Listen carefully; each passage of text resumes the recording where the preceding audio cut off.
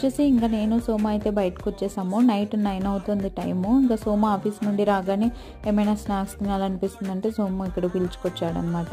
ఇంక ఇక్కడికి రాగానే వేడి వేడి జిలేబీ లేపించుకున్నాము. నాకు ఇక్కడ చాలా బాగా నచ్చుతాయి జిలేబీ, అప్పటికప్పుడు వేసిస్తారు వేడివేడిగా. సో ఇంకా అక్కడ వేస్తున్నారనమాట. అంతలో సాయికి పార్సల్ తీసుకుందాం అనేసి పావ్ బాజీ అండ్ సమోసా చాట్ చెప్పాము. ఇంకా అదే చేస్తున్నారు వాళ్ళు అక్కడ.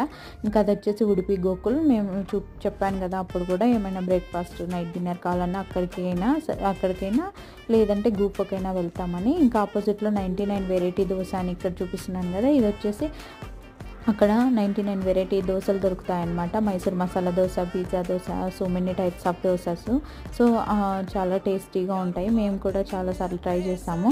ఇంకా ఇంటికి స్టార్ట్ అయిపోయాము పార్సల్ తీసుకొని. ఇంకా ఆ వేలోనే ఇక్కడ ప్లాస్టిక్ సామాన్లన్నీ ప్లాట్ఫామ్ మీద పెడతారనమాట ఎవ్రీ ట్యూస్డే ఇలాగా. ముందు కూడా